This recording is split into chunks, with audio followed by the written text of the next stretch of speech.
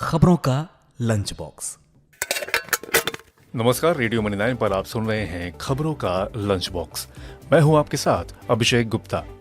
PM ई बस सेवा का किन शहरों को होगा लाभ? इस साल 7 महीनों में टेक सेक्टर ने कितने लोगों को निकाला और किन पर पड़ा खुदरा महंगाई बढ़ने का सबसे ज्यादा असर, बताएंगे आपको। और इसके अलावा भी हैं बिजनेस और पर्सनल फाइनेंस से जुड़ी कई और बड़ी खबरें।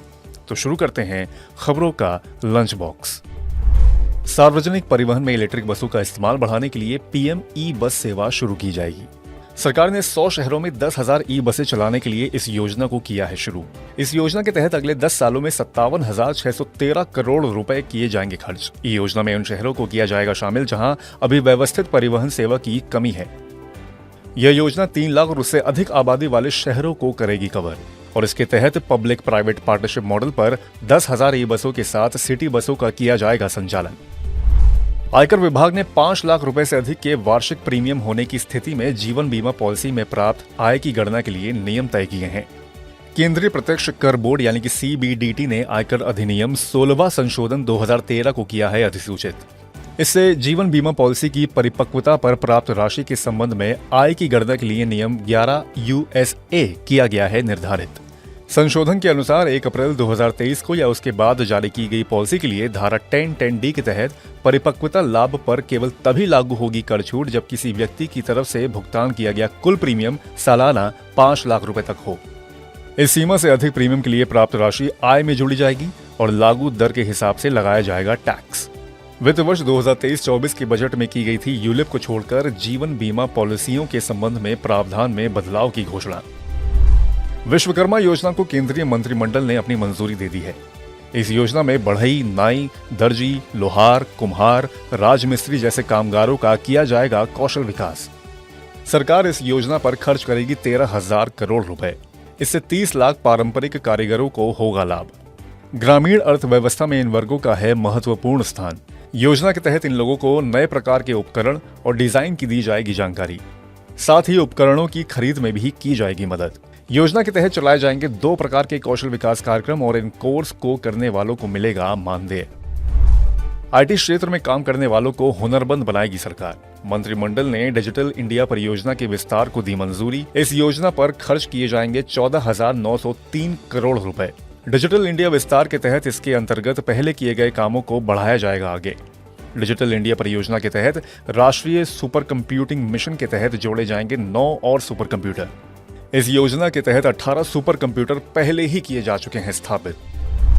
चार्जर और सॉफ्टवेयर के लिए अलग से पैसे लेने वाली टॉप 4 ई स्कूटर कंपनियों ने खरीदारों को अब तक वापस किए हैं कुल 10 करोड़ रुपए। इस साल की शुरुआत में ग्राहकों की शिकायतों के बाद सरकारी जांच में पाया गया था कि ओला इलेक्ट्रिक, एथर एनर्जी, टीवीएस मोटर और हीरो मोटरकॉर्प ने कथित बिक्री मूल्य में कम करने के लिए अपने चार्जर और सॉफ्टवेयर के लिए ग्राहकों से वसूले थे अलग से पैसे। इसके बाद सरकार ने दिया था ग्राहकों को पैसे लौटाने का आदेश। इन कंपनियों को ग्राहकों को लौटाने हैं करीब 300 करोड़ रुपए। साल 2023 में अब तक टेक कंपनियों ने छटनी के नाम पर 2.26 लाख से ज्यादा कर्मचारियों को नौकरी से निकाला। अल्ट इंडेक्स के अनुसार साल 2022 के दौरान साल भर में विश्व की तमाम टेक कंपनियों ने 2.02 लाख लोगों की थी छटनी, जबकि साल 2023 में केवल 7 महीने में ही टेक कंपनियों ने छटनी के मामले में तोड़ दिए पिछले साल के रिकॉर्ड। इस साल को पूरा होने में अभी 4 महीने बाकी हैं। ऐसे में 3 लाख के पार भी पहुंच सकता है ये आंकड़ा। होम लोन पर ब्याज बढ़ने से 8 शहरों में घर खरीदना हुआ महंगा। 2023 के पहले 6 महीने में देश के 8 प्रमुख शहरों में लोगों के लिए घर खरीदना पड़ रहा है महंगा। रियल एस्टेट सलाहकार नाइट फ्रैंक इंडिया के मुताबिक होम लोन पर ऊंची दर ने 2023 में अब तक सभी बाजारों में घर खरीदने को बना दिया है महंगा। टॉप 8 शहरों में अहमदाबाद है सबसे किफायती आवास बाजार। इसके बाद पुणे और कोलकाता का है स्थान। खुदरा महंगाई दर बढ़ने का शहरी गरीबों पर पड़ा है सबसे ज्यादा असर।